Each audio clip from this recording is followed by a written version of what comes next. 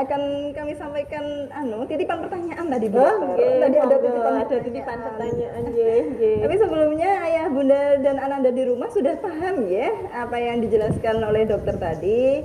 Kami harap semuanya paham ya, bisa menyimak dengan baik begitu. Nah, Bu Dokter, ini tadi ada beberapa pertanyaan. Jadi nanti saya sampaikan, panjenengan jawab. Untuk yang pertama tadi tadi kan cuci tangan ya, salah satunya cuci tangan.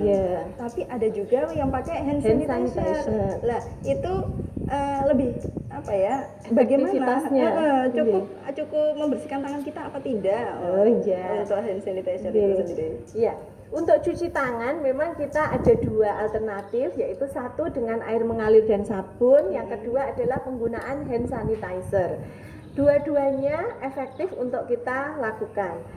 Untuk efektivitasnya, cuci tangan menggunakan air mengalir itu lebih tinggi. Jadi dia angka untuk membersihkan kumannya 90% lebih. Sementara kalau kita memakai hand sanitizer, perlindungannya adalah sekitar 70%. Jadi selama di situ ada air dan sabun, sebaiknya menggunakan air mengalir. Terus yang kedua, hand sanitizer ini kekurangannya adalah dia mengandung alkohol. Kalau terlalu sering kita pakai, akhirnya kulitnya kering. Itu kekurangannya. Terus yang ketiga, hand sanitizer ini menggunakan alkohol juga. Hati-hati kalau kita menyimpannya di kendaraan, di dalam mobil, dalam suhu yang sangat panas bisa terjadi kebakaran. Jadi itu perlu diwaspadai juga, nggih. Mungkin anak-anak kadang atau kita sendiri sebagai orang tua hand sanitizer ditaruh di jok sepeda motor, itu juga tidak aman. Sebaiknya hati-hati untuk hand sanitizer, meskipun kadar alkoholnya tidak tinggi, penyimpanannya juga diperhatikan. Jadi dimasukkan ke dalam tas atau tempat yang terlindung, jangan ditaruh di tempat yang panas. Apalagi ditinggal di dalam mobil, ditinggal di jok sepeda motor, itu jangan. Jadi boleh ditaruh di dalam tas. Atau di sekarang itu kan modelnya standarnya tas anak sekolah itu di samping-samping itu bisa diletakkan hand sanitizer di situ.